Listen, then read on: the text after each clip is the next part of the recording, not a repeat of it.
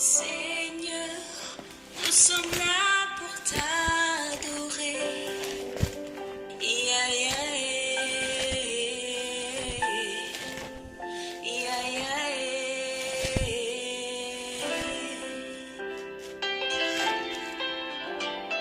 Seigneur, nous sommes là pour t'adorer. Yeah, yeah, yeah, yeah, yeah.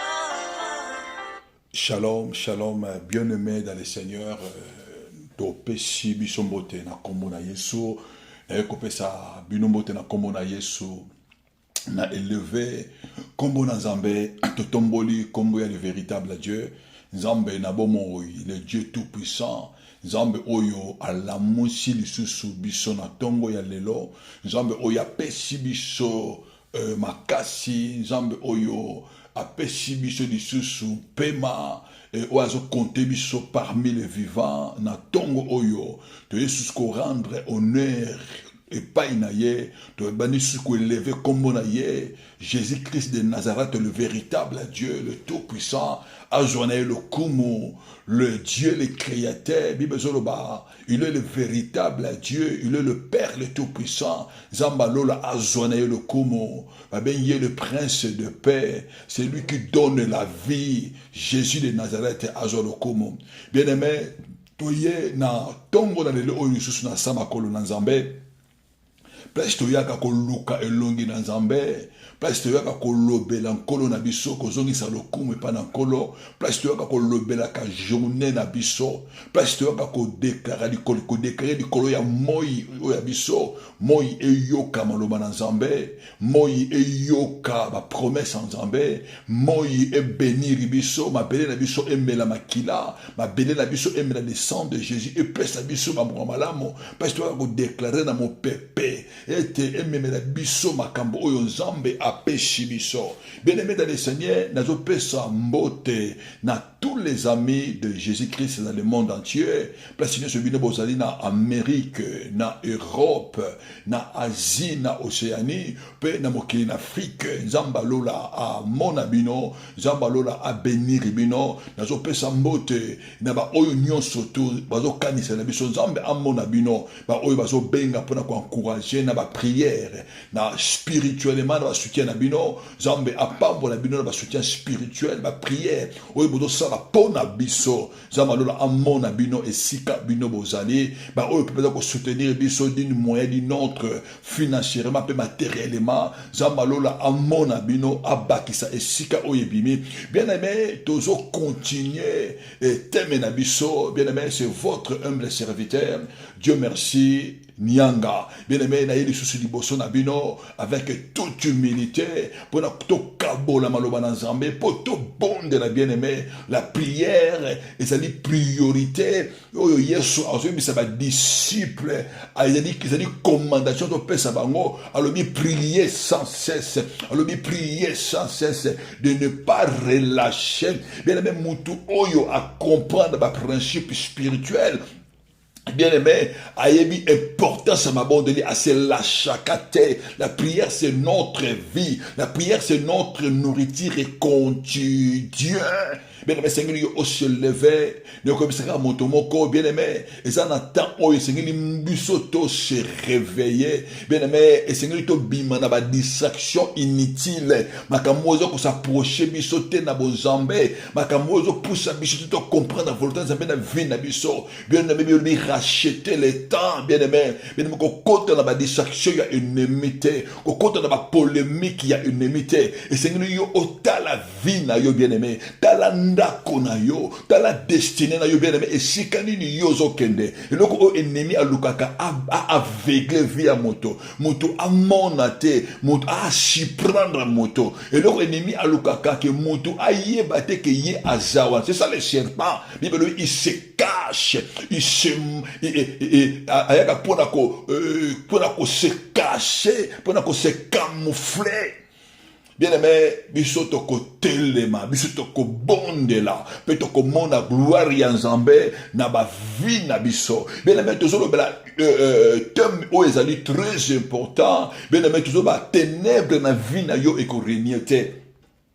Ténèbres na vie na eko continuer sur ce qu'on régner te bien-aimé, parce que te comprendre, et ce qui Yesu ndeye a régner na vie na biso, et ce qui maloba ya Nzambe ne ce qui a régner na vie na biso. Bien-aimé, lobby, te le bela qui t'aime, mais moi que c'est très important, comment briser la malédiction générationnelle. Nene mutako ko briser, bien-aimé bilakeli ya mabe oyo, to uti na ngona mabota, oyo to bimaki na ngona mabota. Bien-aimé, on avait parlé na thème oyo, et c'est qui très important. Bien-aimé, les lots tozo le bela, tozo continuer na même thème. Oyo tozo linga to le bela sous-thème na katia ya sous-thème. Bien tozo bi sortir de la loi de l'infériorité. Bien tozo bela sous-thème na katia sous-thème. Tozo bi misa thème sous-thème oyo, bi comment tokoki ko briser. Comment tu dis qu'on bima, qu'on quoi ça, bah chaîne il y a infériorité, bah chaîne il y a infériorité. Comment briser le chaîne de l'infériorité?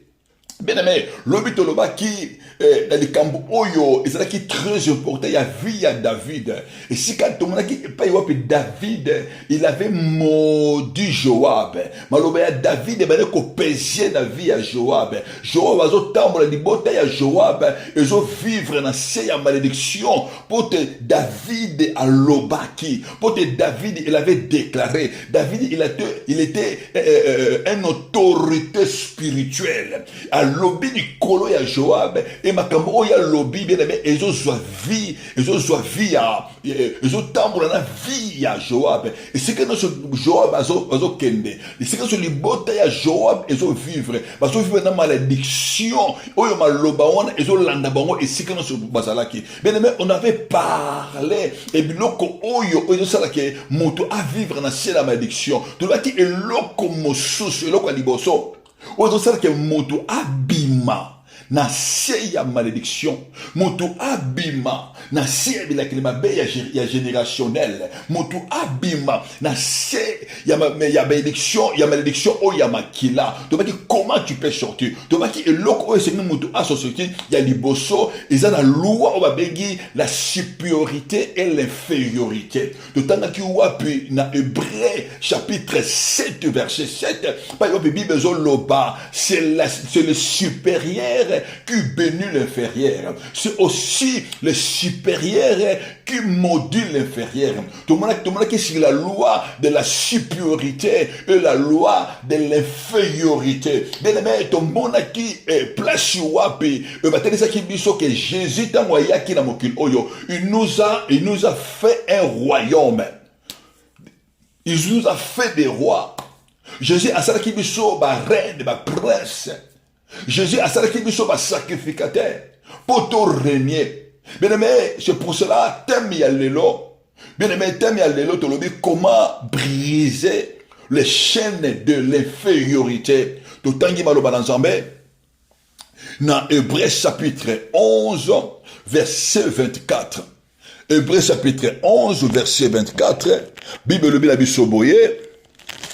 Bible lobi, c'est par la foi que Moïse est devenu grand, refusant d'être appelé fils de fille de Pharaon. Bien aimé, Bible lobi,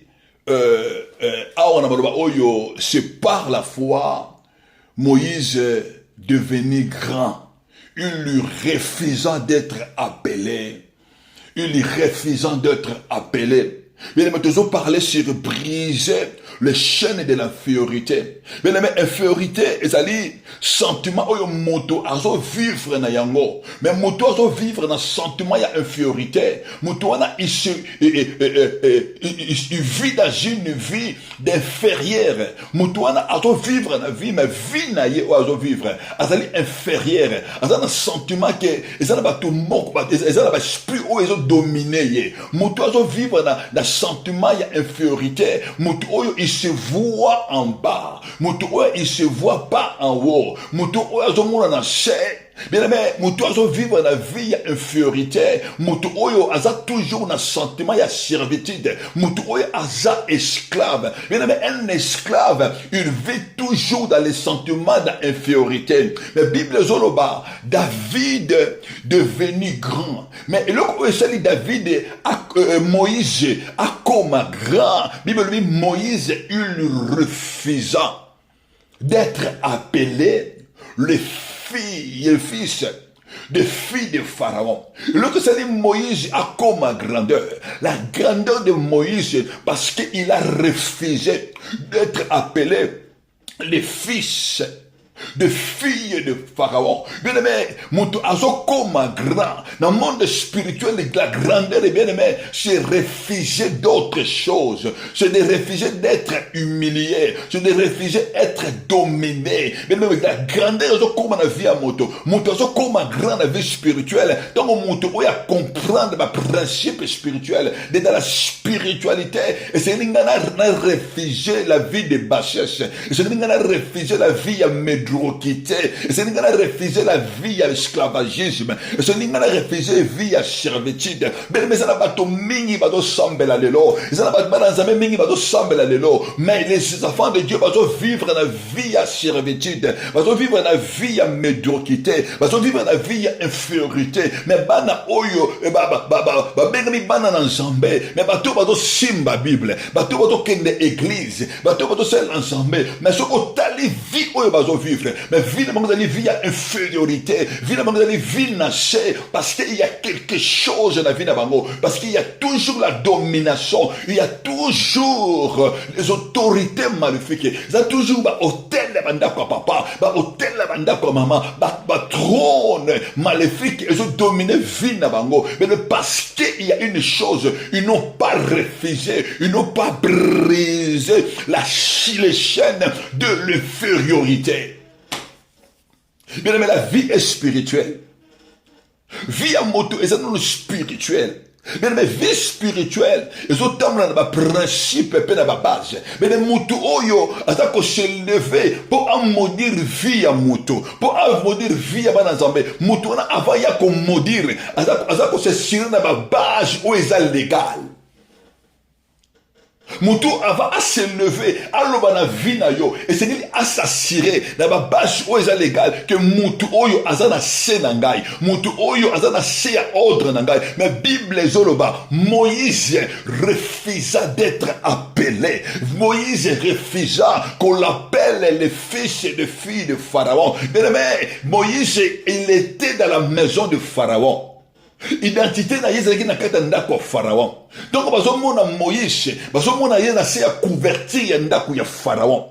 Bazomona se ya couverture ya protection ya Pharaon. Mais Bible zoloba Moïse refusa. Nako bisa motomoko. Bela esengi yo bana ko refuser. Obima na saba domination, na saba domination ya botel ya libota, na saba domination ya ba couverture ya libota, na saba domination ya ndako oyo yo outa. Bien il y a des maisons oyo biso to bimela, il y a des maisons oyo bien aimé source na yo, obi esika oyo outa. Il y a des maisons qui couvrent les gens. Via bateau demeurer toujours dans la ba servitude, na sia alliance oyo salema, alliance qui a été faite. Ben tant monsieur yo obota makina noté. Tant monsieur zo makina noté, alliance yo wana ezako frapper via bateau na servitude. Bateau baza esclave de l'oyo, ya ba souffrance, bateau bazo coûte na ba problème, ba circonstance oyo ezako combattre vie na bango, oyo ezako enchaîner vie na bango, oyo ezako emprisonner vie na bango. Mais biloko wana ewuti na bandako oyo biso to wuti, na bandako oyo biso to ndima,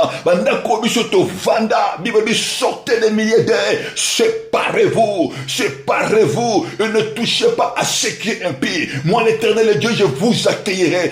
Mais sengli yo obima, na seba domination ya sorcellerie, na seba domination ya ba sirène des eaux, na seba domination ya ba pouvoir maléfique, oyo to bima na yango, na génération oyo biso to wuta. Bible dit la malédiction générationnelle, ça veut dire ewuti na makila, ewuti esika na source, ewuti na ancestrale.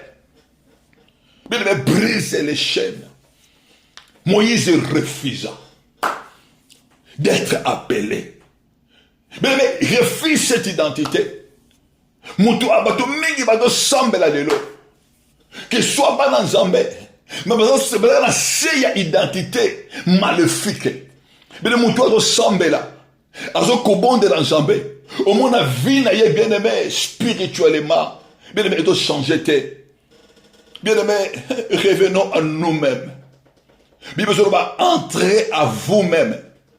Commencez à examiner votre vie. Bien aimé, tant que vous êtes sous tant que vous avez un sentiment inutilité, bien aimé.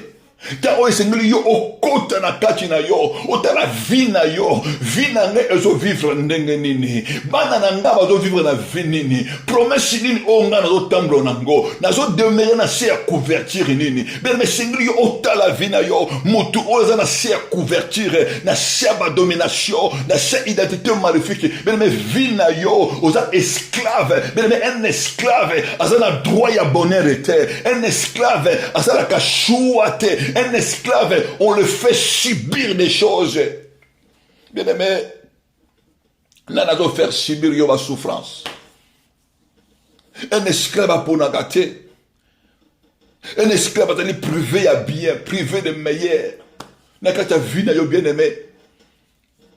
Nakata âme na yo, banoto na yo bien aimé.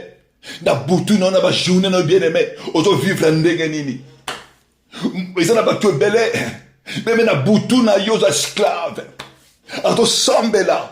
Mais la boutoune, surtout, tu te trouves dans la maison de ton père, dans la maison où tu es né. Tu es en train de travailler, tu es en train d'agir. Mais vie n'est pas spirituelle. Mais la vie est spirituelle. Nous allons parler sur des principes spirituels. Mais en réalité de l'homme, c'est l'esprit, bien aimé. Ce n'est pas la chair, c'est l'esprit. Mais vie n'a pas spirituelle, spirituellement. La kati ya ba chaîne, la kati ya ba blocage, la kati ya ba prison. Mais tu te trouves toujours dans la maison de ton père, là où tu es né.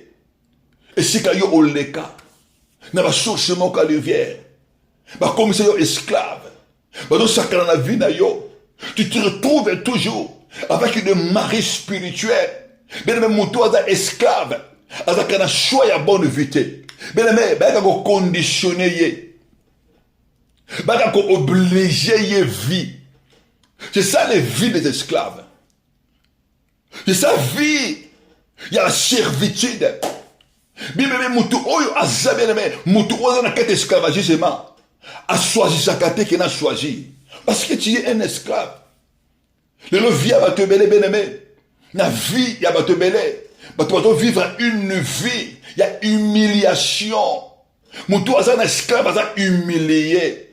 Moutou aza esclave bien aimé. Okoki jamais ko sheka. Même na vie ya libala na yo. Bato mingi baza na kati ya mabala. Mais tant yo aza na kati esclave, na kati ya esclavagisme. Tant yo aza na se ya ba chaîne. Ba se ya ba chaîne ya infériorité bien aimé. Et bien aimé okoki jamais ko shepela. Oko shepela te bien aimé.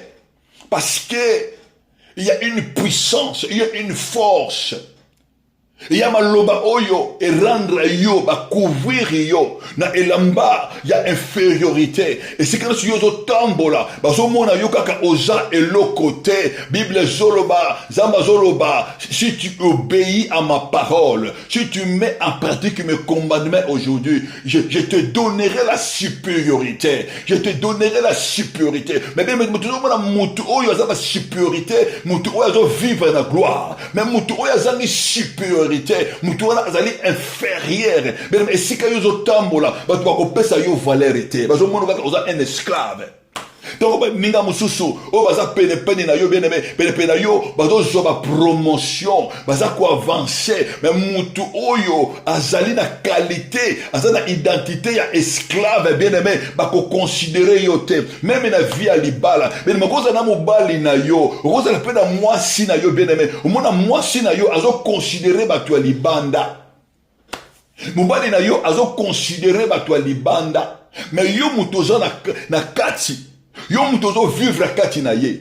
Mais ils ont considéré. Pourquoi? Parce qu'il y a une identité, il y a esclavagisme. Oui, outi na kati ya makila. Oui, outi na kati ya malédiction, na kati ya condamnation. Bien aimé. Mutu oyo azotambola na identité ya infériorité bien aimé tongo baninga bazo mata tongo baninga bazo sepela tongo batu bazo mona yo esclave bazo mona yo médiocre parce que selon les principes spirituels un esclave ne mérite pas d'être honoré, un esclave ne mérite pas d'être loué, un esclave ne mérite pas de vivre dans le bonheur, un esclave est condamné dans la misère. Mais maintenant, natalaka vina yo, tongo batalaka vina yo. Mais la monaka yo nani. Quelle est l'identité oyo? Ils ont dit qu'opprimer na vina yo. Quelle est l'identité oyo? Ils ont qu'opprimer na vie ya banana yo. Na destiné na yo bien aimé. Un esclave ne bâtit pas. Ce qu'on dit obana ko bâti. Ce qu'on dit c'est la projet moko boye. Maladie eye. Ce qu'on dit c'est la projet moko boye. Ba nongoli yo na musala. Ce qu'on dit c'est la projet moko boye. Na katia libala trouble eye. Bien aimé. Na ote ko bonde là. Pour la maman moko. Abisinga yi papa Dieu nazo tout ça na problème à kobota ngana mobali dangai. Pourquoi? Bien aimé, bato bazo bota parce qu'il y a un loi, il y a infériorité. Ou ils ont condamné maman oya botate. Ils ont condamné papa oya botate. Ce qui maman oyo a commis dans la période il y a ovulation. Bala boko problème à libale côté na mobali na ye. Faut mobali ki mandako. Et tout comme une normal. Ce qui période il y a ovulation et sili, ou la zone inandako. Mais c'est comme ça ils font. Tout ça on a pour privé bango vie un esclave. Ou comme on a vie à malamote. Mais j'ai prié pour un homme de Dieu.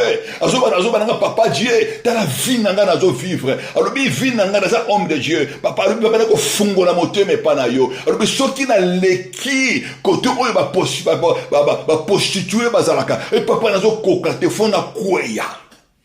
C'est un homme de Dieu. Mais un esclave. Que ce niveau esclavagisme.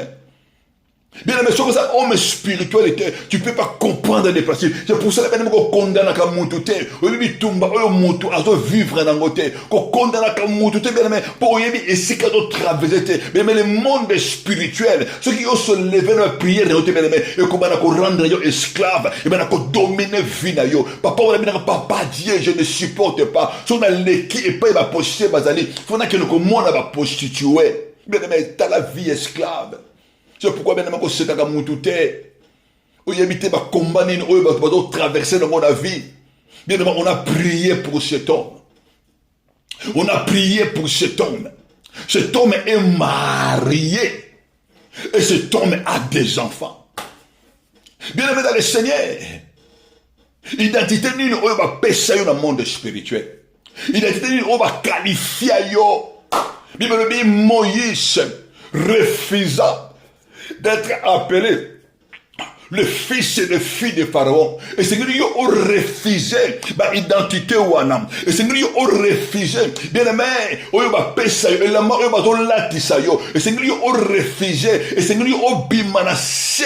Il y a ma servitude, il y a ma beauté auto bimana yango. Bien aimé, il y a la Bible, na Galates chapitre 4, verset 21. Or, aussi longtemps qu'un héritier est enfant, je dis qu'il ne diffère point à un esclave, quoi qu'il soit le maître de tout. Bien aimé, Bible dit aussi longtemps, un héritier, une héritière est encore enfant. Un enfant bien aimé, azamutu oyo, ayoko décide à vie na yete. Bible dit, il ne diffère pas à un esclave. Il ne diffère pas à un esclave, quoi qu'il soit le maître de tout. Bien aimé, ça va te belé, bien aimé. Zamba pesa yo promesse. Oza mwana na Nzambe. Zamba promette yo ba grande chose. Zamba promette yo ozala likolo. Zamba promette yo o vivre na protection divine. Zamba promette yo o salela ye. Mais tu n'arrives pas à servir Dieu. Parce que d'autre part, il y a ce qu'on appelle, bien aimé, des chaînes de l'infériorité. Ils ont kangamoto. Bien aimé, c'est lui qui a brisé ma chaîne d'infériorité. Et c'est lui qui a quoi il s'en va. Et puis, aussi longtemps, un héritier est encore un enfant. Bien aimé, infériorité, comme ça, kamoto, na c'est bien aimé. Zama pesa yo ba talent. Zama pesa yo ba don. Zama pesa yo ba capacité. Mais na kati ya infériorité, oyo zambe a pesa yo bien aimé. Et je m'en en terre. Comment utiliser yo? Comment instrument? Tu vas utiliser ka. Tu vas saler la ka. Ce qui va saler les vina yo, tu vas rejeter yo. Parce qu'il y a des chaînes de l'infériorité, bien aimé. Où ils ont frappé vie à bateau à l'élo. Bien aimé, ils ont déclaré na vina yo. Bible zoloba. Dieu le dit, je te donnerai la supériorité. Je te donnerai la supériorité. Ils ont déclaré de couleur moutou. Oyo ba vandi ça y est na c'est ma chaîne. Il y a infériorité, bien aimé. Obima. Ba chaîne wana ekwe ya bien aimé. Yo ba ko marcher na grandeur. Yo bada ko marcher na grandeur. Bibelobi, même si il est le maître de tout, bien aimé. Ensemble combien les lots. Parce que la promesse ensemble. Mais ce que tu as vu na bango, bien aimé, n'est-ce pas marché. Ce que tu as vu na bango, n'est-ce pas vivre la vie médiocre. Mais nous avons un Dieu puissant.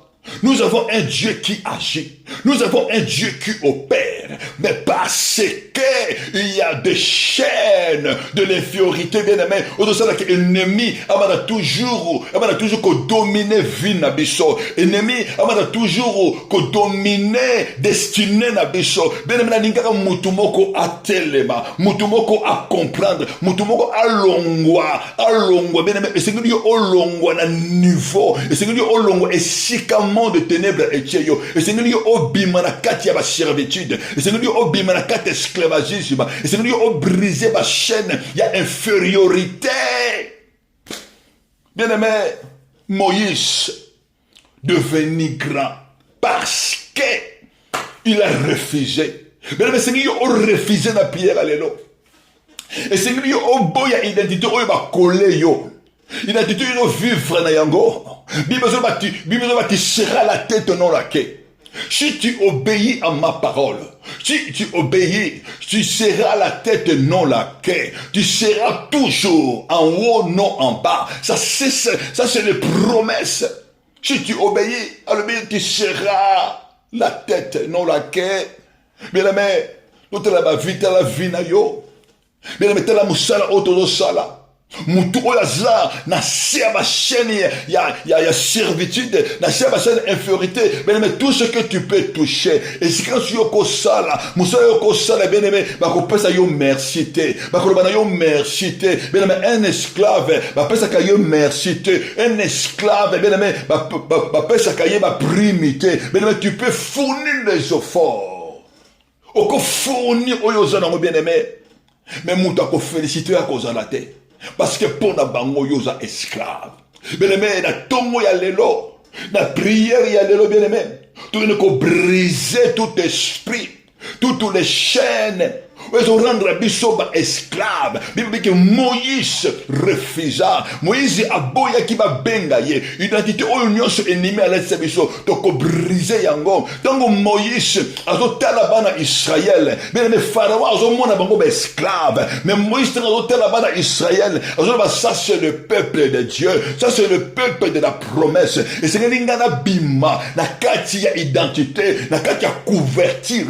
Il y a pharaon. Mais Moïse a décidé alors c'est une identité wana kweya na ko loba na vie motomoko bene yo oyo za ko lukanzambe yo oyo zo bondela yo zo lukanzambe bene persévère bene dans la prière bene c'est une on va ko réfugier mais c'est nous va ko refuser cette identité.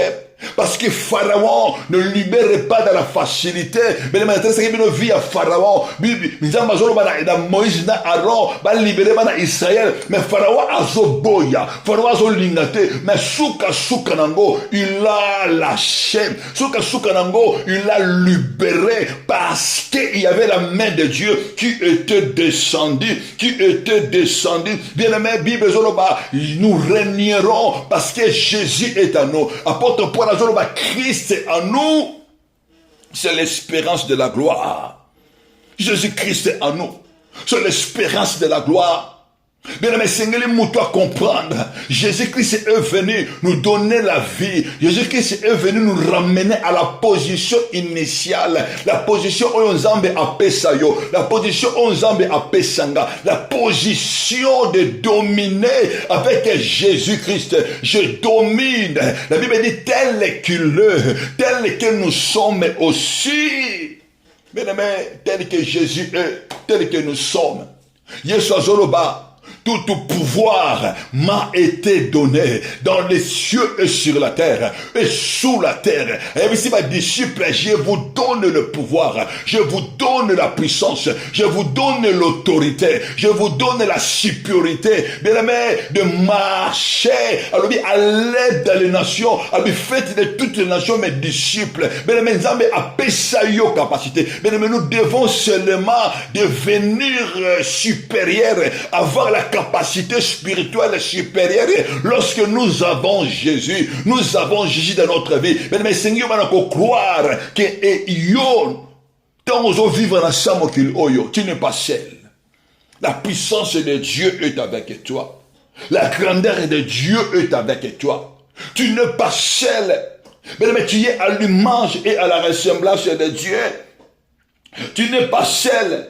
Jésus est avec toi. Le ciel est avec toi. Tu n'es pas un enfant, tu as la grandeur. Le Saint-Esprit, c'est l'esprit de la grandeur. Le Saint-Esprit, l'esprit de la puissance. Quand nous avons marché sur les terres, et c'est nous que nous avons brisé, c'est nous que nous avons renversé, matonion sur l'infériorité. Et c'est nous que nous avons déclaré. Et Seigneur, nous récupérer possession na yo. Mais nani avandisa yo. Na ba chaîne ya infériorité. Nani azo dominer yo bien-aimé. Na prière ya lelo bien-aimé. Tant yo kotel ma bien-aimé, tu dois renverser bien-aimé. Tu dois briser. Bien-aimé, tu dois briser. Tu dois renverser. Bien-aimé, oyo surtout ennemi a déclaré pour la vie na yo. Et c'est que nous ndako surtout prisonnier surtout. Oyo ba vandisa yo. Oyo komisa yo infériorité. Maloba nyonso. Oyo ba loba likolo na yo. Lelo yo kotel ma bien-aimé. Aucune la juridiction céleste. Aucun tribunal céleste pour nous renverser, pour nous briser yango. Et c'est nous osoi autorité na yo. Bible lobby, nous ne sommes pas de ceux qui se retirent. Nous sommes de ceux qui avancent par la foi pour sauver notre âme. Et c'est nous qui nous sauver âme na yo. Na ba chaîne de nyonso o etelema. C'est nous qui nous refuser, c'est nous qui nous déclarer que moi je suis l'enfant de Dieu. J'ai la domination, j'ai la supériorité. Je marche avec la gloire de Dieu. Je marche avec la supériorité. Celui qui est à moi, il s'appelle Jésus. Je le Saint-Esprit. À moi, il y a l'Esprit de Dieu. À moi, il y a l'Esprit de la supériorité. Mon lui, mon oyozanango. Mon lui, mon a Jésus. L'Esprit de gloire. L'Esprit de supérieur. Et ça, il y a l'Esprit de forêt. Et ça, il y a l'Esprit des eaux. Mon lui, mon oyozambe a pesio. Esprit oyoto hérité. Dans le nom puissant de Jésus, et ça lui colle à l'esprit auto bimana ngona mabota, et ça lui colle à l'esprit générationnel, et ça lui colle à l'hôtel satanique. Mon lui mon oyoto yamba, c'est l'esprit supérieur, c'est l'esprit de Dieu, et ça lui colle, il y a ma puissance des eaux, il y a ma sirène des eaux, il y a ma sirène de côte, benemengana yebite, nana zotel ma po abangi sayo, nana zotel ma po alengi sayo, Bible zoloba, n'ayez pas peur, n'ayez pas peur, n'ayez pas peur, n'ayez pas peur. Mais ko banga bangote, nanya telema kana butu, nanya yaka na butu, pour ko combattre yo comme homme spirituel, comme femme spirituelle, nana yaka na butu, pour ko yiba, biloko oya yo, nana yaka na butu, pour ko décider na vie na yo, nanya décidaka que yo o avancete, nanya décidaka que yo o matate, nanya ko yiba ba harmonie na kati ya libala na yo kombo na ye nana zoboya ke yo o mata Bible zoloba vous irez de gloire à gloire, de victoire à victoire. Neko déclaré du colombo, du kolo ya maman moko, du kolo ya papa moko, du kolo ya jeune moko. Oyo ennemi avant d'ici, na ba chaîne infériorité. Bénémoine ko déclaré du kolo na yo, ba chaîne wana ekwe ya na pierre alelo, ba chaîne wana ezala briser na pierre alelo. Mutu oyo ennemi a telemi, oyo akangi ba chaîne, wa lobi tokotala yo soki okomata, tokotala yo soki okosimba, tokotala yo soki okokende liboso. Oyo ennemi a limité ye, ennemi a limité ye na se, mais ko déclarer que ba chaîne wana ekweya. Bible zo ba brisons les chaînes, brisons les chaînes de ba chaîne wana ekweya. Dans le nom puissant de Jésus, il a brisé les autorités, il a brisé bien aimé les dominations. Bible dit il les a levés publiquement en spectacle. N'ayez qu'à déclarer les colonnes yo, oyo ba kangi musala, oyo chaîne infériorité et kangi bana. Ekangi kobota, ils ont combattre santé na yo, oyo chaîne d'infériorité, elingito yo mata, elingito kende liboso, n'ayeko déclarer, oyo chaîne d'infériorité, et tiens ba barrière dans ta vie spirituelle, dans le ministère na yo, et c'est que chaîne d'infériorité, et tiens ba barrière dans ta vie chrétienne, dans ta vie spirituelle, dans santé na yo, na couple na yo, n'ayeko déclarer, na vie abandon na yo, et c'est que ba chaîne wana infériorité, ils ont combattre yo, ba chaîne wana ekweya, ba chaîne wana ekweya, ba chaîne wana ekweya, qui soit renversé, qui soit renversé, qui soit renversé dans le nom puissant de Jésus-Christ. Bien-aimé, et c'est l'ingana yoto tellement. Bible zoloba, bana Israël bien-aimé, ba bloqué elongi dans Zambé. Bana Israël, ba ke komo dans Zambé, parce que Kana ezala ki pona bango. Kana ezala ki vi oya bango. Mais Bible zoloba, Nagis chapitre 1 verset 7. Bible zoloba, il y avait un roi qui s'appelait Adomi Bezek. Et Bible que roi wana avant de la vie à na Zambé. Roi wana Adomi Bezek avant de la vie à Kana. Vi oyo Nzambe apesa bana Israël. Vi oyo sengeli bango ba régner. Mais Nzambe, Bible zoloba, roi wana avant de la bango. Roi wana avant de la ville wana. Et roi wana Adomi Bezek, il avait 70 rois. Oyo akanga na mboka wana. Ba roi wana baliaka na se ya makolo na ye. Baliaka na se ya table na ye. Akomisa bango ba esclave na ye. Akata bango ba pusha makolo. Akata bango ba pusha makolo. Le roi il mange sous le table du roi. Bien aimé, le roi Adomi Bezek. Mais les enfants d'Israël, batte ko lukan Nzambe. Bon, les Nzambe c'est qu'ils ont récupéré ville oyo pesa biso. Ville oyo pesa biso. Mais nana vandela, nana a rendre mutumoko inférieur, nana zo dominer, nana asimbi eloko na yo, nana asimbi bien aimé, vie na yo domination na yo, et sengeli o dominer. Et si quelqu'un yo au régner, nani azo ko régner na place nango. Nani ateka oyayo, les enfants d'Israël, les tribus de Juda, le Seigneur doit se lever, le tribu de Juda, le Seigneur doit combattre, le Seigneur doit renverser ce roi Adomi Bezek, le Seigneur doit porter la possession d'Abino, ne ko déclarer le Coran Motomoko, oyo ba vandi sayo, oyo ba vegla vina yo, oyo ba ko utiliser dessiner na yo, ba vandi sayo, ne ko déclarer le Coran na yo, voilà ekweya voilà zo kompeshe yo ombona neko déclarer ma chaîne wana o ekanga yo na se po o se lever te o gena ko zo oya yo ba chaîne wana ekweya na kombo na Yesu. Bible ba des enfants d'Israël ils sont se lever ba ko combattre les Cananéens, le roi de Cana. Bible ils ont renversé le roi de Cana. Ba kuti roi ya Cana bien aimé akanga 70 rois. O ba liya kana si à table na ye. Akata bango maboko, parce que poussa maboko. Akata bango ba poussa makolo. Bien aimé ko déclarer. Et si quand notre ennemi aboma oyayo.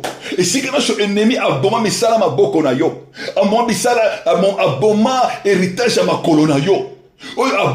possession dans le nom puissant de Jésus. N'est que déclarer ma boko na yo et soit vie. Et c'est que oya tobola ma boko. Et c'est que ajiba bénédiction. Et c'est que ajiba richesse. Et c'est que ajiba matériel. Et c'est que ajiba ma trésor na yo. N'est que déclarer ayamba kake azongi sela yo. Ayamba kake azongi sela yo. Bien mes territoires na yo nyonso. Oya ennemi azwa. Oya ennemi comment qu'on utiliser dans le nom puissant de Jésus. N'est que déclarer qu'il soit renversé, soit possession ya vie na yo, soit possession ya vie na yo, soit possession ya terre na yo, parce que Dieu a fait de toi un roi, une reine pour régner sur cette terre. Il a fait de nous, il a fait de toi. Yeso sali yo motu bien aimé, yo sali kolona bango, et c'est que to kota na kana bango, et c'est que to kota na kana bango, to que ne ko récupérer oya biso, to que ne ko récupérer oya biso avec l'esprit de la supériorité, avec l'esprit de gloire,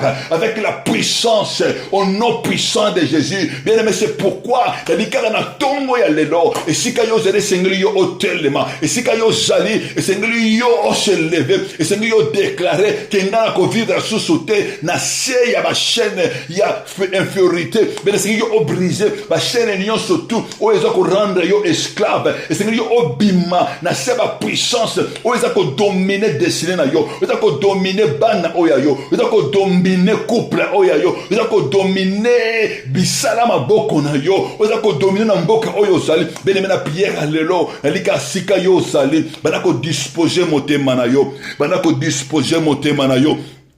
Maintenant que disposer mon temanayo, commence à disposer ton cœur. Bien aimé, tu as qu'au bon de l'enjambé, na l'unité côté na prière forte, na tongo na lelo, donc côté na prière forte, na tongo na lelo. Bien aimé, ce bon de l'encolo, yo ce bon de la mokonji, na kombo na Yesu, maintenant que lever le nom puissant de Jésus, ce bon de la nanga elongo, bien aimé, na bon de la nanga elongo, bien aimé, ce matin na prière, maintenant que se disposer mon temanayo, disposer mon temanayo, na tongo na lelo, na lingi yo bondela, na lingi bana ko se lever, na lingi bana ko se décider. La Bible nous dit, Moïse refusa d'être appelé le fils de fille de Pharaon. Il a pris une bonne décision de se lever. Na lingi na tongo na lelo, bana ko lever le nom puissant de Jésus, bana ko lever Jésus, bana na tongo ya lelo, bana ko lever kaka Jésus, bana ko lever le véritable Dieu, bana ko lever le tout puissant, yo to tombola Jésus. Na kombo na Yesu, Yesu to tomboli yo, Yesu to tomboli yo, bana ko tombola le tout puissant, le véritable Dieu, nul ne comme toi, nul ne semblable à toi, au nom puissant de Jésus-Christ. Na kombo na Yesu, et me tombola Jésus, Yesu bondela mokoje, o to tombola Jésus, o to tombola Jésus, bana ko le véritable Dieu, Yesu to tomboli yo, bana ko tombola Jésus, le kolaba chaîne, il y a infériorité, il y a libota papa nanga, il y a libota maman nanga, Yesu to tomboli yo, le kolaba chaîne, il y a infériorité ancestrale. Pendant qu'on tombe là Jésus, il y a prison, il y a infériorité, il y a prison, il y a pauvreté, il y a prison, il y a limitation. Vous avez élevé kaka Yesu, pendant qu'on élève Jésus de Nazareth, élève le nom de Jésus, élève le nom de Jésus. Ma commune en Zambé Zoloba, comme Moïse, éleva les serpents des reins, éleva les serpents des déserts. C'est ce que le Fils de l'homme doit être élevé. La ligne où on élevé Jésus, n'a bon moïna yo, n'a pas défi vina yo, ben le mezo bonanga elongo, yo bonde nan kolo, na kombo na Yeshua, au nom puissant de Christ, élevez le nom puissant de Jésus-Christ, ben le mezo bonde là, élevez le roi des rois, élevez le tout puissant. La Bible appelle Jésus-Christ le prince des rois de ce monde. Maintenant qu'on élève Jésus, il est le tout puissant, le véritable Dieu, nul ne comme lui, nul ne semblable à lui, dans les cieux sur la terre et sous la terre. Jésus de Nazareth, vous avez élevé Kakaye, maintenant qu'on élève Jésus, maintenant qu'on élève Jésus.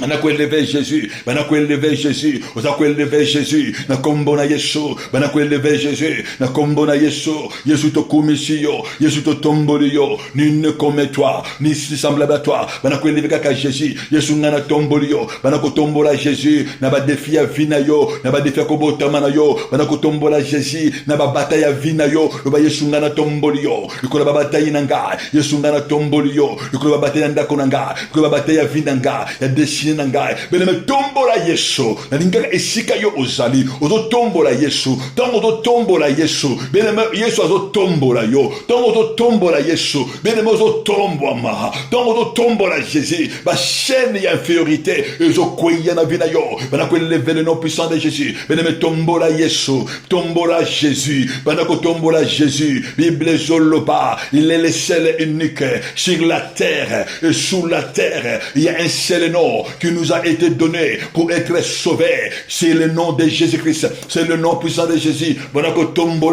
Le nom qui est au-dessus de toutes choses, le nom qui est au-dessus de tout pouvoir, au-dessus de toute autorité, c'est le nom de Jésus, au-dessus de toute domination, c'est le nom puissant de Jésus. Au nom puissant de Jésus, yo to tombola Jésus-Christ de Nazareth, yo to tombola Jésus-Christ de Nazareth, Jésus to tomboli yo ne zambe na bomo, yo ne zambe na solo, yo bongwa na kate, zambe mokote, azalo kola yo, zambe mokote, akokani na yo, na likoro penase, penasien na mabele, au nom puissant de Jésus, vous avez élevé Jésus, au nom puissant de Jésus, na kombo na Yesu, Yesu ngana tomboli yo, Yesu ngana to tombola yo, mokote azalo kola yo, mokota kokani na yo, na likoro penase, penase élever Jésus au-dessus de la sorcellerie. Tombola Yesu au la sorcellerie. Au nom puissant de Jésus.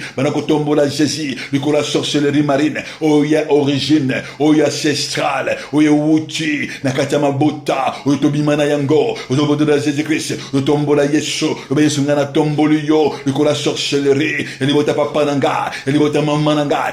Tombola Jésus. Tombola Jésus. Le colo ya sorcellerie générationnel, le tombola Jésus, na kombola Yesu, Yesu tombola manayo, Yesu kumba manayo, na tombola yo, le malédiction, mais ancestrale, na tombola Jésus, le loi ancestrale, le loi qui régit nos familles, les joies qui combattent nos familles, le tombola Jésus, le combat destiné na yo, le monde en colo, le loi nyonso, le combat destiné na yo, le combat banana yo, mais le monde en zambé, le lingo bonde en colo, le combola Yesu, le na prière bien aimé zo bonde la yo zo bonde na nzambe tango zo tombola Yesu na vie na yo na zo mona ba cimetière zo fungwama na zo mona ba chaîne zo katana quand tu élèves le nom de Jésus bien aimé je vois une main je vois le main de Dieu qui agit qui opère bien aimé ko tato la monnaie na nzambe tu dois témoigner la grandeur de Dieu bana ko tombola nzambe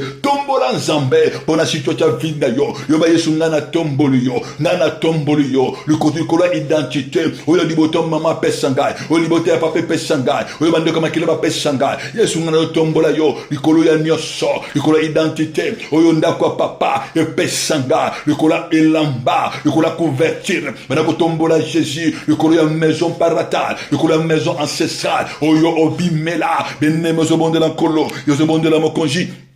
Au nom puissant de Jésus, Yesungana tombolio, au nom puissant de Jésus, bénémoto tombola Jésus, au tombola Jésus, au tombola les véritables Dieu, le ba Yesungana tombolio, le kolaba sirène des eaux, le kolaba sirène des côtes, le kolaba esprit maléfique, le kolaba sirène maison, le kolaba le tombola Jésus, le colo, il y a esprit, il y a serpent, au tombola Jésus, le kolaba esprit de lion, au tombola Jésus, le kolaba divinité à lion, le kolaba divinité à lion. Bien aimé to tombola Jésus le kolaba divinité oya bakoko nanga basalela oyo papa nanga asalela nazo tombola Jésus le kolaba divinité ya libota mama nanga bien aimé zo bonde na kolo na lingo bonde la mokonji na kombo na Yesu na lingi yo bonde la au nom puissant de Jésus na lingi yo bonde la na kombo na Yesu Christo bien aimé bonde la yo zo bonde na kolo zambe mokote azalo kola yo zo bonde la mokonji zambe mokote akokandina yo na likolo penase na mabele au nom puissant de Jésus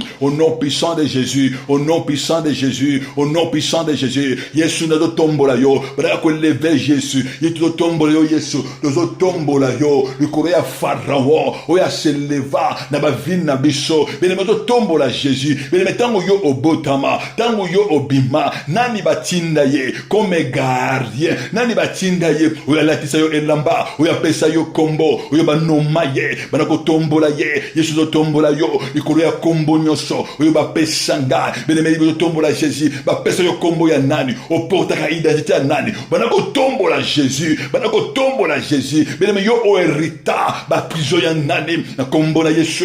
Ozo bonde na nkolo. Élevez le nom de Jésus. Ozo ba Yesu zo tombola yo. Nana tomboli yo. Likolo ba divinité ancestrale. Nazo tombola yo. Likolo ba divinité ya forêt. Likolo ba divinité astrale. Likolo ba divinité ya montagne. Banako tombola Jésus. Likolo ba esprit de désert. Tombola Yesu. Likolo ba esprit ya crocodile. Ozo tombola Jésus. Likolo ba esprit de chien. Tombola Yesu. Likolo ba principauté. Likolo ba esprit méchant. Les lieux célestes. Tombola Yesu, Yesu ngana tomboli yo, Yesu ngana tomboli yo, banako tombola Jésus, le ba mari de nuit, le ba mari spirituel, le ba femme spirituelle, banako tombola Yesu, Yesu ngana tomboli yo, le ba esprit humain, oui c'est l'évaka, le ba autorité maléfique, banako tombola Yesu, le ba prince des ténèbres, ba oyo bazako se lever, le ya vina yo, ba otu oyo trône maléfique, pesa bango autorité, ba roi ténèbres, ba reine de ténèbres, le ba Yesu ngana tomboli yo, likolo ya trône ya ténèbres, likolo ya trône maléfique, likolo ya sorcellerie, likolo ya trône ba sirène des eaux, likolo ba trône ya l'esprit Eliopa, mais l'esprit de serpent, banako tombola Jésus, likolo ba dragon, likolo ba ours, banako tombola Jésus, likolo ba esprit de gorille, likolo ba force maléfique, banako tombola Jésus, au nom puissant de Jésus, Yesu to tomboli yo, Yesu to tomboli yo, Yesu to tomboli yo, benemo zo bonde na Nzambe, bien-aimé, ozo kweya kaka na sama kolo na Nzambe, ozo loba na Nzambe, tala vie oyangai, tala libota na bimana yango, Yesu yokelanga mawa, yosenga mawa na Nzambe, sopa motema na yo, na trône grâce yankolo, bien-aimé la répatance, bibedo ba chaque fois, le Seigneur yokweka kala sama kolo na Nzambe, loba Nzambe, regarde ma vie, kwena sama kolo na Nzambe, yaka kolele pa na Nzambe, Bible zoloba, si mon peuple, si qui mon nom est invoqué, s'humilie, mon Dieu et mon roi, te yelibo sonayo, tu es ko confesser, ma sumu na biso, tu es ko confesser Nzambe, et si ka to wuta, Nzambe to wuta na ma sumu, mais le monde na Nzambe, Daniel zoloba na Nzambe, Daniel zolele pa na Nzambe, olobi éternel, yo pitié de nous, parce que nous avons péché contre toi, et Seigneur le la mawa na Nzambe, Seigneur le la mawa na Nzambe, Seigneur le la mawa na Nzambe, ben mo zobonde na nkolo, zobonde na mokonji, bien mozobonde na Nzambe, nani akota na yo na katanda kwa banganga, nani akota na yo na idolâtrie, nani amema yo na ba cimetière, bien mozobonde na kolo, bana kotali sans Nzambe, papa tala esikanga na wuchi, nani amema yo na ba esprit des eaux, bien mettons muso botama kina note, Bible zoloba que lorsque Abraham il se présentait devant Melchisedec et Lévi était encore dans ses reins, Lévi était encore dans le rein d'Abraham. Or que Lévi, il est dans les 4e génération, mais il était dans le sang d'Abraham. Mais le metango ba koko wana, ba kota ki kosala ba alliance na ba divinité ya mai. Mais tu étais dans l'air sang, tu étais dans l'air sang. Tango mabota, ba tozo kota na kati ya banganga. Mais tu étais dans l'air sang. Yango ozole la mawana Nzambe, ozolo banankolo. Pitié Jésus, pitié mon Dieu. Kokwena si à trône de grâce na yo, Bible approchez-vous du trône de la grâce afin d'obtenir la miséricorde et de trouver grâce pour être secouru. Mais maintenant aux bonde de Nzambe, tant aux de la mawa Nzambe, le bazambe ta avinanga, et c'est que na bota mana bango, mais les mozo lela, la lingio lela beneme, lela mawa Nzambe, lela mawa Nzambe, lela mawa Nzambe, beneme Kana il était maudit, ce n'est pas Kana qui a péché, mais c'était son père est Cham qui a péché. Son père est Cham qui a péché, mais Kana qui subit la malédiction, bien-aimé. Yo bonde dans Nzambe, ozole pas dans Nzambe, ozokwela sama kuna Nzambe, lo banzambe yo kelanga mawa, talibota bimana ngo, libota ngana uta nango, mawa na yo kitana vinanga, senga mawa na Nzambe, bien-aimé, odo senga mawa na Nzambe, tango yo senga mawa na Nzambe, nazo mona faveur na Nzambe, nazo mona miséricorde na Nzambe, ezo kitana vina yo, zamba doko séparer yo, nazo mona motomoko, Nzambe, il se sépare, Dieu les les sépare, Dieu les sépare. Tango bela mawana nzambe, tango zoko kita na sama kona nzambe, na somona loboko moko, ezobi misa muto moko na ténèbres, pour nous ramener la lumière. Tango zo bela mawana nzambe, bien-aimé, je vois une main, je vois une main, je vois une main puissante qui te libère. Tango zo bela mawana nzambe, bazo séparer yo, bazo mona bazo sa la différence. Je vois la différence. Tango zo kwena sama kona nzambe, tango zo bela mawana nzambe, je vois la différence. Bazo sa la différence. Parce que toi tu appartiens à l'Éternel. Désormais ozobima nakata seba domination na bango bitonzo lela mawana nzambe nazomona identité moko zokweya nazomona elamba moko zopasuka nazomona manto moko zopasuka oyo balatisa mutu moko tango zobela mawana nzambe beleme kweka na sama kola Yesu loba Yesu yokelanga mawa au nom puissant de Jésus-Christ beleme zobonga na elongo belela makila les sang de l'agneau. Les sangs puissants de Jésus, les sangs s'attachent, les sangs sans défaut. Yozobele la makila, na kombo na Yesu, les sangs de Jésus. Yozobele la makila, nguya la makila, na kombo na Yesu, les sangs qui lavent, les sangs qui nettoient, les sangs qui purifient. Et ben ko laver, esprit en me corps na yo, et ben ko évacuer, union sosa yote. Yozobele la makila Yesu Masia, ozo déclarer makila, tout ce que l'ennemi a semé dans ta vie. Yozobele la makila, et ben ko évacuer yango, et ba semanini, ba kotisa nini. Nakata esprit na yo, nakata ame na yo, nini ezo ganga, nini ezo loba, banako effacer yango, par les sangs de Jésus, toi tu appartiens à Jésus, ozo déclarer, na kombo na Yeshua, mon âme appartient à l'Éternel, ozo bonde na nkolo, ozo bonde na mokonji, banako déclarer que mon âme, l'âme de mes enfants, l'âme de ma femme, l'âme de mon mari, elle y a déclaré que l'âme de ma famille appartient à l'Éternel, ozo bonde na nkolo, tango ozo déclarer boye, ben ozobima na se ya domination ya ndaku ya papa na ndaku ya mama na maison ancestrale ozo déclarer que les sangs de Jésus les sangs du rachat nguya nzambe ezokita ezobimisa yo nazomona chaîne de meko zokoya nazomona ba chaîne ezokoya nazomona ba farde ezolongwa na nom puissant de Jésus beneme zobonde la bien na lingo bonde la prière yo matin la prière beneme bonde la ba chaîne des okoya nazomona mobalu wana spirituel azotika yo mobalu wana spirituel azotika yo beneme zo bonde la tango zo belle la makila nazomona les sang de Jésus ezoko racheter vina yo ezo libérer vina yo beneme reçois la liberté dans le nom puissant de Jésus tango zo belle la makila nazomona mwasi wana spirituel oya bala yo azotika yo bien maintenant zo belle la makila nazomona voile wana zo la déchirer il y a un voile qui est déchiré voile moko za déchiré na vie ya papa moko ma vie à mamba boko, voilà où on est à déchirer, na combo na Yesu, reçois ta liberté dans le nom puissant de Jésus, reçois ta liberté, ozobelle la makila, oloro bana Saint-Esprit, bana kolo bana Saint-Esprit, yakozo esika na vinanga, yakorinye na vinanga, binemezo bondela, au nom puissant de Jésus, dans ozolo bana Saint-Esprit, yakozo esika nanga, malade ezotika yo, la Bible dit, l'esprit qui a ressuscité Jésus-Christ entre les morts, le même esprit, ezopesa yo vie, na corps mortel, tango yo so bonde la, na so mona une visitation, na so mona une visitation, ben même de komoko, ozaki na maladie cancer, zambazo bikisa yo, na maladie ya cancer, na so mona une visitation, oyo ba kondana ki na kufa, ba yoko kufa, tu ne mourras pas, au nom puissant de Jésus, tu ne mourras pas. Ma condamnation est au koya. Mais reçois-les au nom de Jésus. Reçois-les au nom de Jésus. Ma condamnation est effacée par les puissances du Saint-Esprit. Le bana Saint-Esprit, ta main puissante.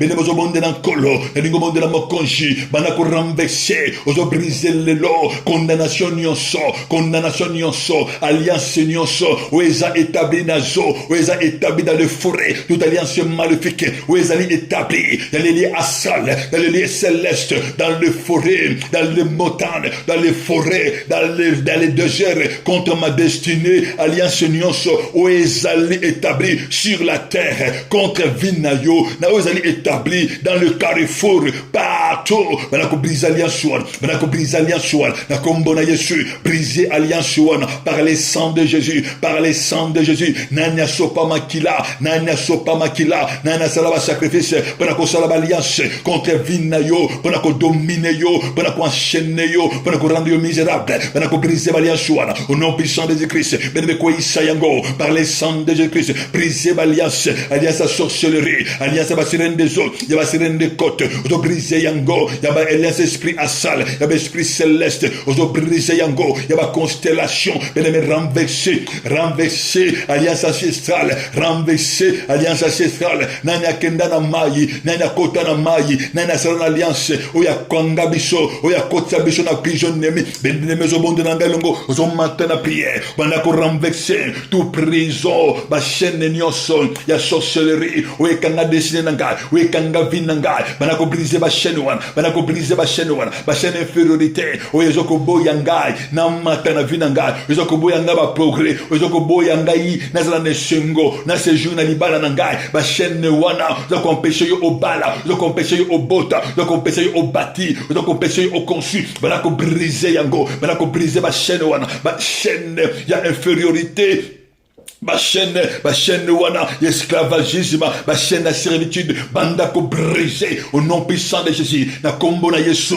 nous te déclarer, tous les chaînes de la servitude, na via motomoko, ekweya lelo, na via mamamoko, nous avons brisé, ma chaîne de servitude, na kombo na Yesu, bien-aimé brisé, ma chaîne wana, tout prison ya ténèbres, tout prison maléfique, oyekangi via motomoko, oyekangi deshina moko, na mboka yo ovandi, donc empêcher yo, osimba ba promesse nzambe, banako brisé yango, banako boya ba chaîne wana, banako brise ba chaîne wana, beneme zo bondela, nazo mona ba chaîne zo koya, nazo mona ba chaîne zo koya, beneme zo la brise, ba prison zo la brise, na kombo na Yesu, ba barrière zo to tomber, ba montagne zo la planer, nazo mona montagne moko, zo la planer, na kombo na Yesu, nazo mona mutu moko, azo bima na zamba, azo bima na kata forêt, au nom puissant de Jésus, sors dans les forêts, sors dans les forêts, sors dans les prisons des forêts, au nom puissant de Jésus, sors dans les prisons des eaux, au nom puissant de Jésus, et si que nous sommes à yo, na espace, motomoka zo bima, na prison à salle, bima na kombo na Yesu, bima na kombo na Yesu, mwana moka zo bima, au nom puissant de Jésus, bima, au nom de Christ, ba chaîne wane kweya, bandako briser, bandako renverser, sors au nom de Jésus, sors au nom de Jésus, sors au nom de Jésus, bien-aimé zo bonde la kolo, yo zo bonde la mokonji, na kombo na Yesu, yo zo déclarer que ba chaîne kweyi, yo zo déclarer que ma chaîne a sorcellerie kweyi, ya ba secret de kweyi, yo zo déclarer que ma chaîne a pauvreté kweyi, ma chaîne a fortement kweyi, ma chaîne a limitation kweyi, yo zo déclarer nanga elongo, ma pression maladie, ma chaîne a maladie kweyi, yo zo déclarer ma chaîne a kufa kweyi, toi tu ne mourras pas, toi tu ne mourras pas par la mort de l'ennemi, yo zo déclarer ma chaîne a limitation kweyi lelo, na kombo na Yesu, menton e balatisa yo, masque balatisa yo, yo zo limité yo, na kombo na Yesu, qu'il soit brisé, et yamba moto, au nom puissant de Jésus. Mais banako déclarer, banako lobeda moyi na yo, lobana moyi, bois de sang de Jésus, mukolo lelo, yoko beniringa, banako déclarer, nalingo déclarer ma belle yo vandi, emela makena Yesu, le ma belle, yoko beniringa, maloba nyonso, oyo autorité magnifique, maloba likolo na yo contre ngai, na nile maloba wana, et détruire kwa kolo nango, et détruire ba kolo nango, moto soit telemaka, likolo na yo ma belle, pona koloba contre ngai, moyoka, ma belle yoka, mon peuple yoka, frappez moto wana, alors frappez maintenant, ma belle mbelaye, au nom puissant de Jésus, osako déclarer, prophétiser, ma belle beniringa, place na kotambola, mais so bonde la pona yo, mon Dieu et mon roi, dans le nom puissant de Jésus, zambele ko bonde la, pona bana na yo, esika nyonso bakotambola nzambe papa yo ozala na bango chaîne nyonso to yesu oyo eemprisonna bana na yo chaîne nyonso ya infériorité oyo ennemi atie likolo ya bana na yo tobrise bachaîne wana na kombo na yesu bana na yo batambola na liberté bamona gloire na yo nazodeklare nzambe lolo na bango efungwama lipambola nzambe eza likolo na bango baviva gloire mpe bonheur na yo na kombo na yesu au nom puissant de Jésus. Bien-aimé de le Seigneur, nzambe apambola biso nzambe apambola bino tokutani lisusu lobi na ngonga na biso ya prière de 5 heures du matin jusqu'à 6 heures du matin. Nzamba lola amona bino, nzamba lola azana bino, tokopesa bino le reste de programme. Nengi sante sur conduire biso, et tokutani lobi. Gloire au Seigneur, gloire au Seigneur. Merci Jésus.